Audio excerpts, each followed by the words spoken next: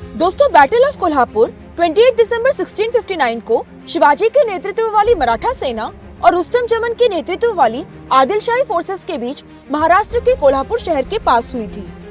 युद्ध शिवाजी के brilliant movements के लिए जाना जाता है, जो कि बाबर द्वारा राणा सांगा के खिलाफ इस्तेमाल किए गए टैक्टिक्स के समान ही थी। आइए दोस्तों, इस बैटल के बैकग्राउंड को समझते हैं। शिवाजी ने बैटल ऑफ प्रतापगढ़ 10 नवंबर 1659 में अफजल खान को मार डाला था और उसकी सेना को भगा दिया था। उन्होंने इस जीत का फायदा उठाया और एक बड़े हमले में लगभग 200 किलोमीटर तक फैले एक बड़े पहाड़ी इलाके को अपनी कमान में ले लिया।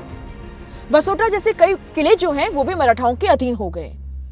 दिसंबर 1659 तक शिवाजी पन्हाला के फोर्ट के पास पहुंच गए थे। रुस्तम जमन 27 दिसंबर 1659 को कोल्हापुर के आसपास के क्षेत्र में मिरास के पास जा पहुंचा। The battle, composition of the Adilshahi forces. दोस्तों, रुस्तम जमन को अन्य सरदारों के द्वारा सहायता प्रदान की गई थी, जिनमें फजल खान, मलिक इतबार, सादत खान, याकूब खान, अंकुश खान, हसन खान, मुल्ला यहिया और संताजी घटके शामिल थे। आदिलशाही सेना में चुनिंदा वेल नोन घुड़सवार शामिल थे। इसके अलावा हाथियों को फर्स्ट लाइन ऑफ डिफेंस के रूप में तैनात किया गया था। केंद्र की कमान खुद रुस्तम जमन ने संभाली थी। फजल खान लेफ्ट फ्लैंक पर और मलिक इतबार ने राइट फ्लैंक की कमान को संभाल रखा था। फतेह खान और मुल्ला यहिया पीछे पहरे पे थे। रुस्तम जमन के पास कुल मिलाकर 10,000 की कैवेलरी वाली सेना रही होगी। वहीं पे अगर हम मराठा फोर्सेस के कंपोजिशन को देखें तो छत्रपति शिवाजी महाराज को मराठा कैवेलरी नेताओं के द्वारा सहायता प्रदान की गई थी। नेताजी पालकर, सरदार गोडाजी जगदप, हिरोजी इंगाले, भीमाजी वाघ, सिद्धोजी पवार जाधवराव, हनुमंतराव खराटे, पंधारे, सिद्धि हलाल और महादिक इत्यादि। सेंटर की कमान स्वयं शिवाजी महाराज ने संभाली थी। सिद्धि हिलाल और जाधवराव लेफ्ट फ्लैंक पर थे। इंगाले और सिद्धोजी पवार राइट फ्लैंक पर। महादिक और वाघ रेयर गार्ड पे थे। नेताजी पालकर ऑफ सेंटर में मौजूद थे। कुल मिलाकर शिवाजी महाराज ने अपने राइवल रुस्तम की 10,000 कैवेलरी की तुलना में 3,500 की हल्की कैवेलरी की कमान को संभाला हुआ था। The movement and the clash of the forces. Rustam जमन पन्हाला फोर्ट की ओर बढ़ने की योजना बना रहा था।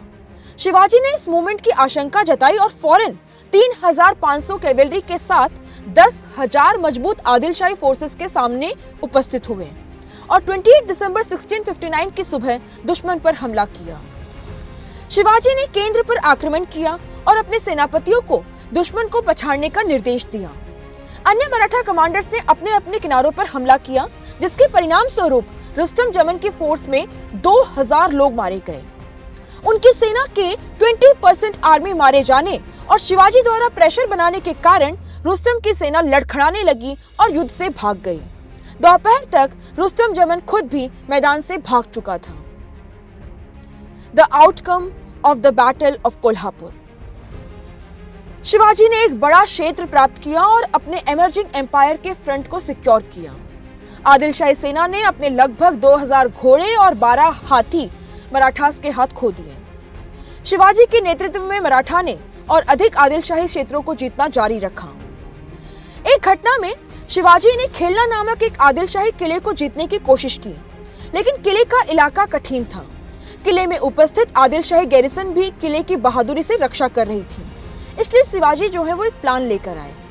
अकॉर्डिंगली मराठास का एक समूह किले तक गया और किले में आदिलशाही चीफ को आश्वस्त किया कि वो शिवाजी के शासन में संतुष्ट नहीं है और इस प्रकार आदिलशाही की सेना में भर्ती होना चाहते हैं।